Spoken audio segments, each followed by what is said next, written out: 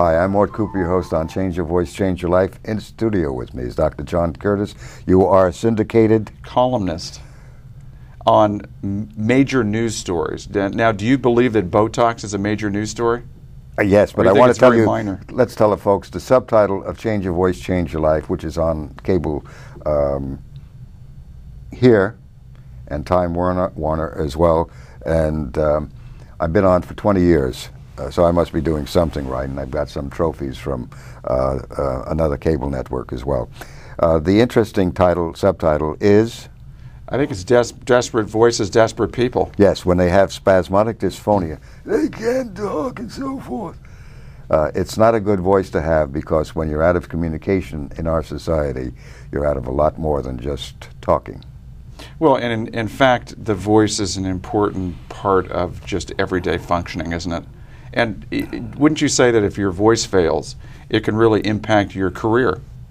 Would I say it? Of course. Yeah. Bien entendu, as they say in French. Don't you Mais think, oui. don't you think that it's impacted the career of Robert F. Kennedy Jr.? Yes, I just saw him on television the other day. He sounds pretty good. He kept his voice up, and then he was a little discombobulated by the other person attacking his position, and he began to drop down into the lower throat. But I heard improvement. I heard a better voice. So he can change the voice. The medical community is saying he can't do that. Well, it's a neurological problem. He claims that he gets a Botox injections. Yes, he does. So then he's attributing his success to Botox. He can attribute it to anything he wants. He's changed his pitch. He was talking all the way down here. I talk with him by phone. Very decent guy. He's a very sincere. He's an environmental attorney. Do you find it in any way ironic that the leading environmental attorney in the country, at least one of them, is polluting his body with the most deadly poison known to man? It's in diluted form, though. We went to war against Saddam Hussein in Iraq. Well, we thought he had the real thing. He had 100 liters or 1,000 liters, whatever chain he said he had. We never found it, but I mean, they went to war because he had botulinum toxin. Do you know how much botulinum toxin you need to kill 100 to 200,000 people? To poison people? a water supply, how much would you need? One thumbnail. So that's all. It's a very deadly and very potent poison. Why is he not concerned about the toxic effects on his body? Because his doctor tells him Botox is the treatment of choice and the state of the art for his condition. I think that's fine. There's only one problem, Dr. Curtis, that I have. The medical community doesn't report a single cure ever in over 135 years, not one single cure. I've been reporting cures for over 35 years, peer-reviewed, which means that I've been in a prestigious international journal in 1980, and I report documented cures. I sent it out to 14,300 nose and throat doctors, naming the patients, naming the doctors with the patient's permission, and it involves the Mayo Clinic cures of their patient, UCLA Medical Center, over 15 cures there, Scripps, the list goes on. Now, would you say that in Robert F. Kennedy's case that he is a Botox success story? No. I think he's getting better. I hope that he remains where I heard him. I heard him initially, as other people heard him before, on national television, and he wasn't all there. Neither is Diane Rehm, who is NPR radio. She's getting Botox, and she interviewed me twice. I told her that she's misusing her voice back in 1984, 85, when I had a book out called Change Your Voice, Change Your Life. Incidentally, the book is in the library. In the library. It's free. You can get it. And there's other books by me, Change Your Voice, Change Your Life, Stop Committing Voice Suicide, Winning With Your Voice. They're all free, and they're in the library. So if somebody is showing an improvement, I'm all for it. Diane Rehm doesn't have the kind of recovery that I would find is appropriate. She sounds that the Botox is not really doing it. She's off the air for a period of time and so forth. I don't know what the outcome of Botox is on Robert Kennedy Jr. because I'm not privy to what's going on. Well, and you really don't know, do you? I mean, the window or the time frame in which he's getting a so-called improvement from the Botox? It could be as short as a day. It could be a couple hours. No, we don't really know that. No, there are patients that don't get help from the Botox. One patient from the East Coast, he had 12 Botox shots, didn't help. A patient had 47, didn't help him. A woman from the Mayo Clinic, 45 Botox shot, never helped her. But there's a variability. They may have a voice for a short period of time or a longer period of time. If it works for the individual, I'm for it. Well, if the individual is taken with it, that's fine. And the question is what type of voice? I mean, because really with Botox shots, the person usually gets a Botox voice rather than a clear and natural voice. Kennedy sounded good to me. Was he up in the face? Yeah, right up in the face. He's been talking in the lower throat. So is it possible he's also simultaneously getting some kind of direct voice rehab or something? I think he's getting help. Yes, I think he's getting help. I believe that I spoke with him. He knows what I do, and hopefully he's getting help somewhere to change his pitch. He was down in the lower throat with a wrong pitch. That's the key. So if the combination works for him, I'm all for it. Yeah. Well, we don't know again how long his voice holds up. We've heard other people make a lot of claims about Botox. In the National Spasmodic Dysphonia Association video, a race car driver named Chip Hanover claims that it's helped his voice. Oh, he's got a troubled voice. But his voice is quite deteriorated. Yeah. There are those who are associated with the National Spasmodic Dysphonia. The association is sponsored by Allergan with a generous grant of money. They're all well-intentioned. They're trying to help people with the strangled voice, spasmodic dysphonia. The question is the Botox outcomes. I'm not sure of it. I've written about it. I see the negatives of it. The association, the NSDA, National Spasmodic Dysphonic Association, sees only the positives. I don't see what they're seeing. When it happens, I'm all for it. Well, one thing is for sure, you have a very different point of view than they do about the condition itself. They believe it's a neurological condition or a dystonia. You believe that it's due to wrong voice use. It has to be. Why do you two have such differing points of view? Because they're not trained in voice, per se. They're well-intentioned, they're compassionate, they're humane. But we go down two different roads, as Robert Frost said, a road not taken. They cannot conceive of the fact that this condition, the strangled voice, is curable. The medical community hasn't had a single cure in over 135 years since Ludwig Traub first described it as nervous hoarseness in 1871. Not one single cure. There's something wrong with the theories that they come up with. Gene-related problems, molecular biological cause, basal ganglia deficiency, chemical imbalance in the brain, on and on. And they don't have a single cure. It says that their paradigm, their concept, their theory is not all there, but they're going to adhere to a medical cause, whether it's a dystonia, which is a neurological problem, and a neurological problem. If you have a dystonia, I can't cure that. That's hopeless. But what is being said is that there cannot be a cure because the medical community cannot report a cure. That's wrong. Well, and that if you're not a medical cure or you don't involve some kind of drug treatment, then that somehow that's an unacceptable form of treatment. From their point of view as to what I'm doing, yes. But again, I say they're well-intentioned, saying they want to fix the patient. The patients with strangled voices want to be fixed, do me. What I'm doing is natural, and it takes change. It takes time to change it. I help cure people who come in for a week, 2 weeks, 4 weeks, but we don't guarantee anything because it's impossible. We don't know what the patient is going to do. So patients are never guaranteed anything. People ask me, could you guarantee a cure? I can't guarantee I'm going to be alive tomorrow. I just went to a memorial service for a security guard who is in the next building from me, a very wonderful young man named James, and I spoke with him 2 weeks ago. What happened to him? He died in his sleep. Of what? The autopsy has not been performed. When you say young man, how young is young? 60. Okay. He just died. So when people ask me to guarantee anything, I can't guarantee anything.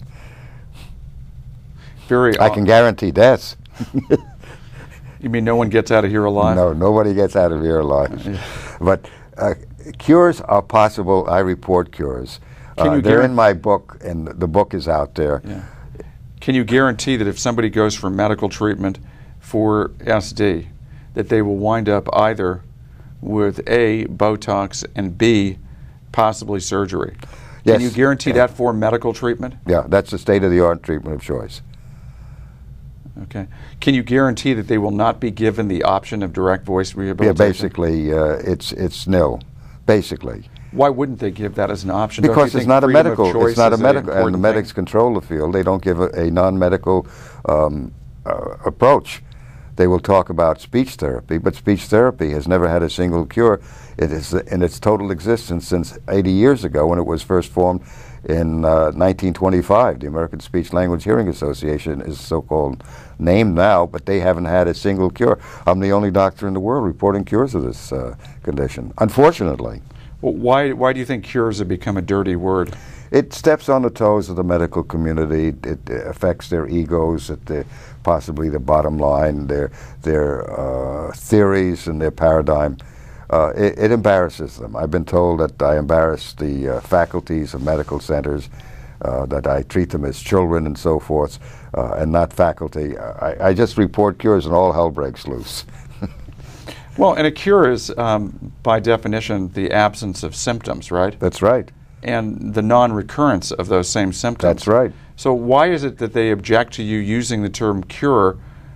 Because you've pointed out in before and after clinical case studies, the patient no longer has a recurrence of their symptoms. Yeah, and they remain free of it. But they've told you, we will feature you, we will actually work with you, we will refer to you. This is from the if you recant on the use of the word that's the cure. National Spasmodic Dysphonic Association. Well, It's why funded by Allegan, the maker of Botox. I turned the offer down October 14th, the year 2000. Very nice young lady, because I report cures, and cures mean that the condition, strangled voice spasmodic dysphonia, cannot be a neurological dystonia or medical problem. It cannot be, because I can't cure that. By the way, that same person that came to your office in the year 2000? October. Yeah. I spoke with her on the phone, and she said to me that you're rebellious. Oh, I'm rebellious? Yes. I think they're rebellious. And that they don't want to face cures. She said to me she was trying to help improve your acceptability to the medical community by having you recant on the use of the term cure. No, there's no problem. I don't recant. I think they should recant.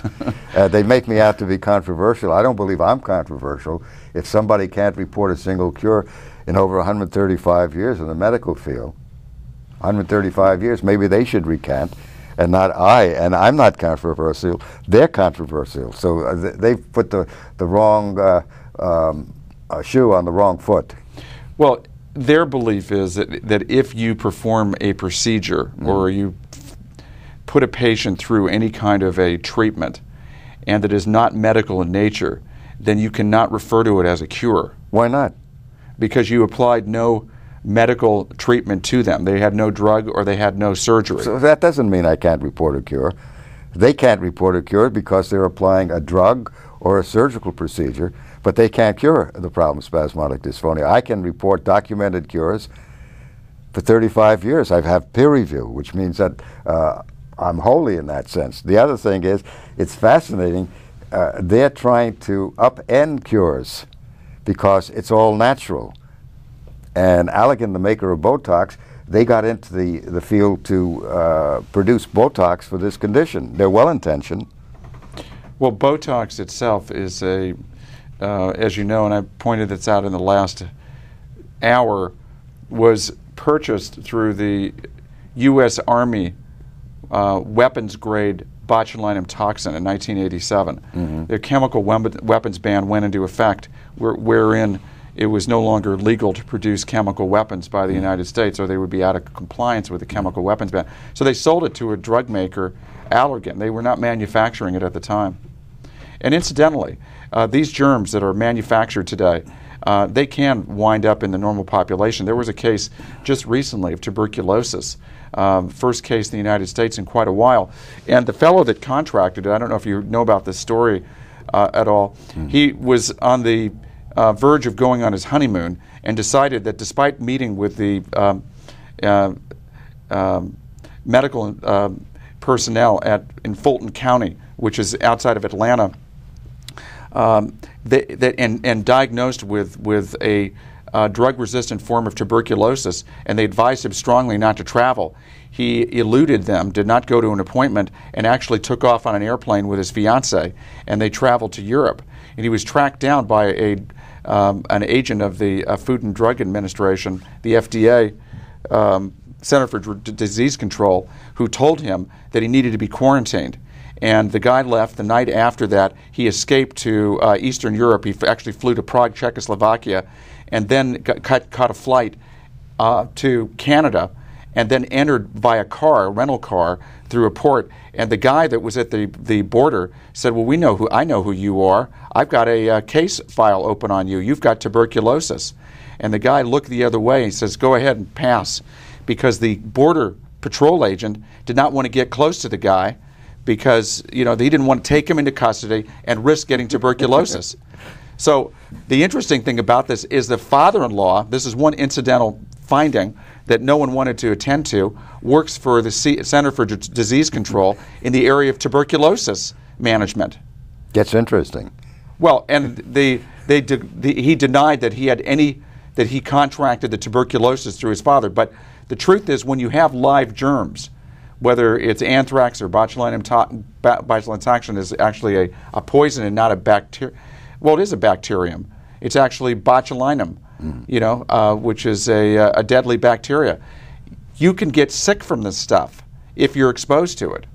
So there is a risk that's involved in these kind of biological agents.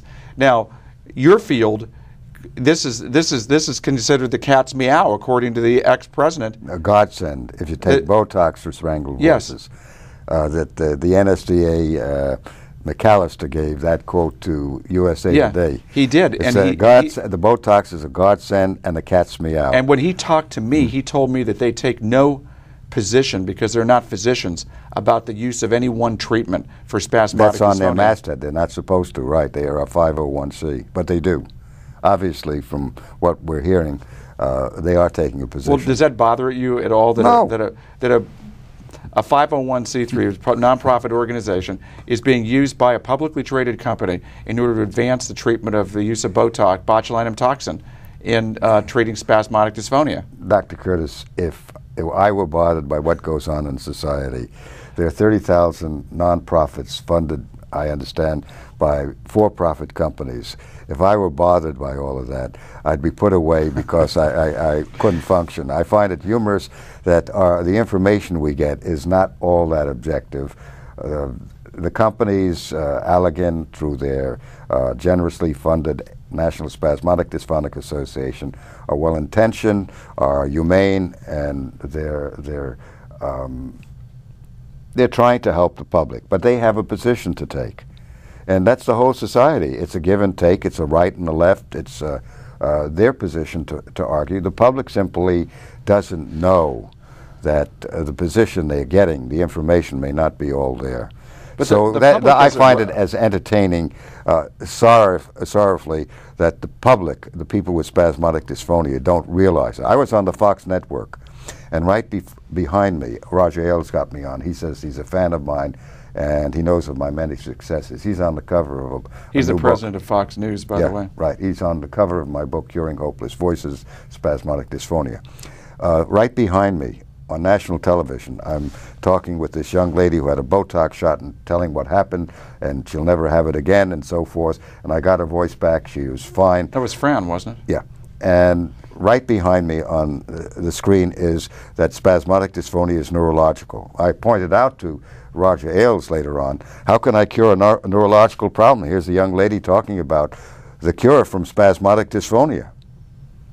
Well, and your approach is exactly the opposite, and yet Fox News put on there, they were obviously told to put on... No, they weren't told. They had their checkers check, and everywhere spasmodic dysphonia is said to be neurological. It doesn't say that on your website. No, I'm different. I'm the only website in the world that says this condition is not neurological, it's not a dystonia, it's curable. But if you check it out, the National Spasmodic Dysphonic Association, through their PR, I understand, Bernadine, what's the name, Healy, She writes for Newsweek or Time. She does a column. She's an MD. She says they have 13,000 articles on Botox out there. I can't get arrested with my material of curing spasmodic dysphonia. So is it 13,000 against one article I can get out there now and then? So the numbers do make a difference, and of course the preponderance of information is leaning in the direction of people believing the medics. Yeah, they control the whole field, and as I say, they're well-intentioned. They're selling product. Everybody sells product in one way or another. I sell product. I'm selling cures. I'm selling recoveries, and I'm selling voice improvements. Well, you're actually helping people to develop a better voice. But that's what Allergan, the maker of Botox, is saying. They're helping them to get through life. But it's a roller coaster ride. Herb Dito, a famed ear, nose, and throat doctor up in San Francisco, says it's a roller coaster ride. Mitchell Bryn, who brought Botox to the field in 1984, 1991, at a National Spasmodic Dysphonic sponsored meeting by Allergan, the maker of Botox.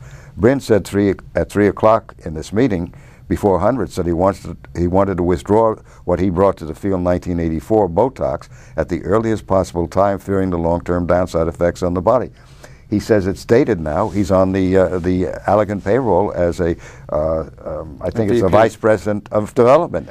He's entitled to be and do what he wants. He said one thing one time. He says something. Well, do you find it odd that when Bryn is quoted in the New York Times, that the New York Times writer who's Donald G. McNeil Jr.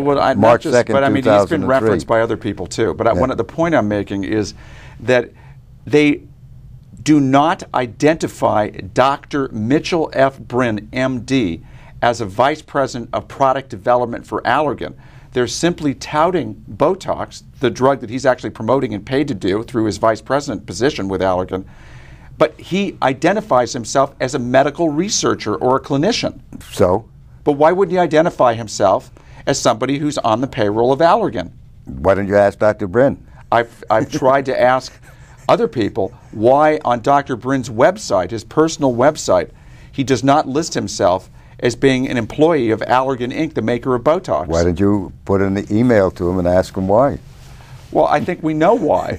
And with respect to to Donald G. McNeil Jr., I've asked him, and we've asked him, who told him, in his quote, that Botox is giving patients with spastic vocal cords back their voices. Who told him that? That's a quote. March 2nd, 2003, front page New York Times. New York Times. He would not. All the news fit to print. Yes. And he... Expect the world. As a writer who doesn't know, really has no knowledge of your field. No. How would he come up with a statement that Botox is giving patients with spastic vocal cords back their voices? We can't extrapolate that somebody gave him the quote. Who gave him the quote? Well, it appears that the vice president of product development, who resides in his backyard in Manhattan, that it's possible. It's certainly not without the realm of possibility that it could have been attributed to Dr. Bryn or somebody connected with Bryn. Yes. Or connected with Allergan. No, yes, we don't know that. But we do know that Donald G. McNeil Jr., the writer for the New York Times, did not have a clue about what Botox does for spastic vocal cords. Well, I got in touch with him. I asked him who made the statement. He didn't give me that. But he gave you a reference to an article. Yes, a medical article in 2002. I checked it out, and it's in my book, Curing Hopeless Voice Problems. Did you see the quote from that article? Yeah, I put it in the book. No, I mean, was McNeil's quote that Botox is giving patients with spastic vocal cords back their voices, was that quote in the article that he gave you? No, not at all. It had nothing to do with it. So then why did he give you that article? Because he doesn't understand what the relationship is. It had nothing to do with that quote on the front page of March 2nd. But that's what you asked him for. That's Where's his reference on that quote? He doesn't have one. He does have one. He just didn't give it to you, right? He had to have one. I don't know where he got that information from, but I could tell you it's irrelevant. And I told him that.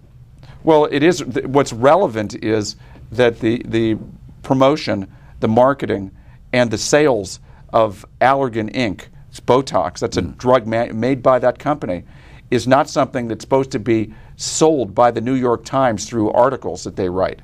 They're supposed to be an objective newspaper doing an investigative piece of reporting. I don't find them that objective. Not at all. In 1992, I think it's April 11th, Janie Brody, the She's very well respected. doyen of the health field, wrote that she used Brin, Mitchell F. Brin. I told you he's quoted by other people. Yeah, as the source for the article that she wrote on that time in the Science Times. And it said that they're referring to the NSDA, which is funded by the Allergan Company for treatment of spasmodic dysphonia. And she wrote in there, quoting somebody, I think it's Brin, that, or somebody else, that SD is not caused by voice misuse and so forth. That's poppycock. It's caused by voice misuse. But I'm stepping on the toes of those in the Allergan Company and the medical field. I'm sorry I'm doing that. I'm sorry I'm reporting cures, but that's what I'm finding clinically. I'd like the patients with SD, spasmodic dysphonia, to know they have a choice, but they're not told that. And if they're finding out about a choice, direct voice rehab, it's being demonized and marginalized by the medical community and by Allergan.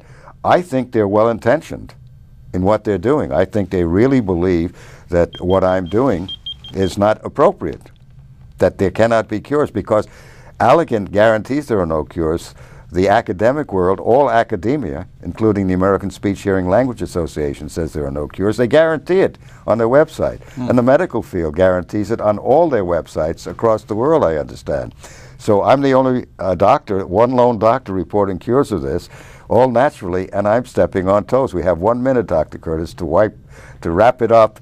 Well, you got a big field here, you know, and a big problem, because it's a huge mess.